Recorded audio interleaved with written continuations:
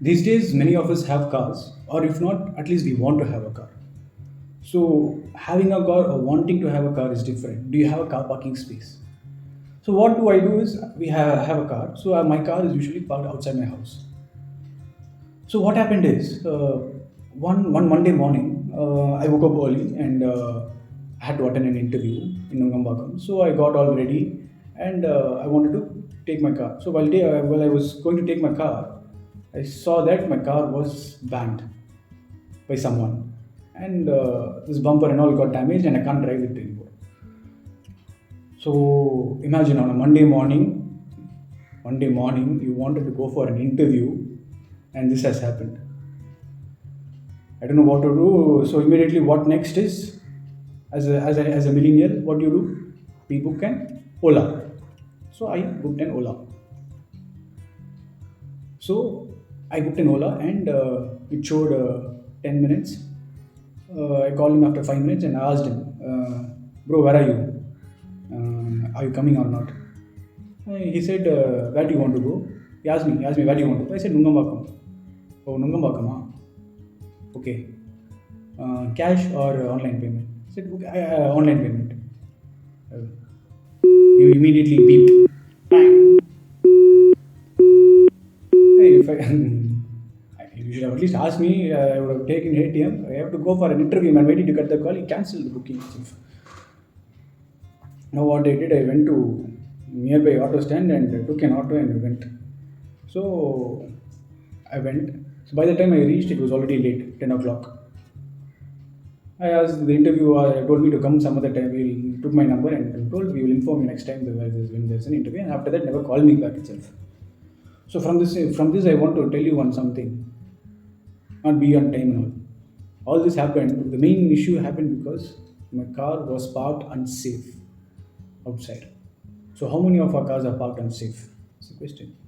So as a dispute resolution lawyer, I've solved so many people's issues and cases and disputes. I decided to now resolve my own issue, which is the car parking space. So this is a dispute now. If I don't park it properly, I will again will face similar incidents. So what I did, okay, let's go and search for car parking spaces, either to buy or to rent. So if we have so how do we resolve this issue? Is either you buy or rent. So in a nearby apartment, I found that a person wanted to sell his car parking space because of some financial condition. He wanted to sell the car parking space alone. Um, so while seeing the documents, I'm a lawyer. So while seeing the documents, we found it is not there in the sale deed. So it is there. It has a separate car park allotment letter. So that is the only proof that he has a car parking. So whether I can buy it or not, it has become a question. Because if it's a sale deed, it's different. You have it's totally different scenario because it is reflected on EC. Everything you can check the ownership. Whereas if it's an allotment, it's just an allotment. So I wanted to check all these issues. So I came across while doing my research about this, I came across a judgment, a beautiful judgment by the Supreme Court of India, Honorable Supreme Court of India. The case is called Nahalchand, Laloochand Private Limited versus Panchali Cooperative Housing Society. In this case, the court had addressed four main issues. Okay, so in these four main issues, the first issue, is whether ignore this sound because I'm staying near airport. I will get this aeroplane sound. So the first issue is whether the car parking garages are independent or they are a part of a flat, which means, see, we get a car parking space. So in this car parking space, if they are not independent, they have to be sold along with the flat only. So if they are only independent, they can be sold separately. So the court determined whether these car parking garages are independent or a part of a flat. So the court determined that the car parking garages, are independent units by itself. And so if they are independent units by itself, they can be bought or sold, irrespective of the whether you give it with a flat, with the flat or without the flat. So it can be bought and sold independently. Second question: these car parking garages are now independent units. So now the second question is whether the open and still car parking spaces, okay, whether these open and still car parking spaces are garages. The court determined, to quote unquote, A garage is a place where one can get reasonable protection and shelter for a car. I repeat, a garage is a place where one can get reasonable protection and shelter of a car. So, what they are saying is a purchaser would understand the term garage in a way that it has a roof and three walls. Okay, if you read the judgment, it's very clearly told and beautifully told. It has a roof and three walls on side. So, as a result, these open and still car parking spaces will not have the still car parking space will have a roof, but it will not have three walls. And open, it will not have anything. So these car parking spaces cannot be termed as a garage. Second question addressed. Third question.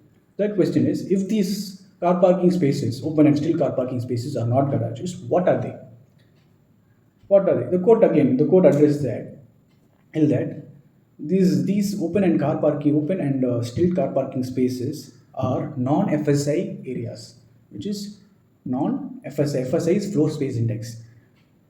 So when it's an FSI area, it comes under built-up area. So only those built-up areas are generally saleable. So these are non-FSI areas and are not subject to corporation taxes. So based on these two criteria, the court determined that these open and still car parking spaces are common areas of the apartment.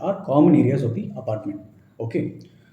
Third issue. Now, finally, the fourth issue the court addressed was, if these open and still car parking space in an apartment are common areas of an apartment, whether the promoter builder has the right to sell the car parking spaces. So, the court determined that the still and open car parking spaces in an apartment are built by the developed by the promoter. These common areas are developed by the promoter. Okay, even the common areas has been built, so they can charge you for the common areas. So let's say you have a swimming pool, so to build a swimming pool, it costs you, right? So a normal apartment with a swimming pool and without swimming pool, obviously it's costlier, right? So similar way, for parking you can charge it for based on the common areas as per the carpet area, in proportion with the carpet area of the apartment. So you can give an allotment. So basically they give an allotment. So you don't, but they cannot sell you separately the particular portion of the car parking. So as a result, the promoter cannot sell because these open and still car parking spaces are not a flat and neither they are a garage. So because of this, they cannot sell or we cannot buy these car parking spaces, and the promoter has to transfer the entire land and building back to the association once he sells the flats. Okay. So from this judgment, as per my understanding, there are three major takeaways.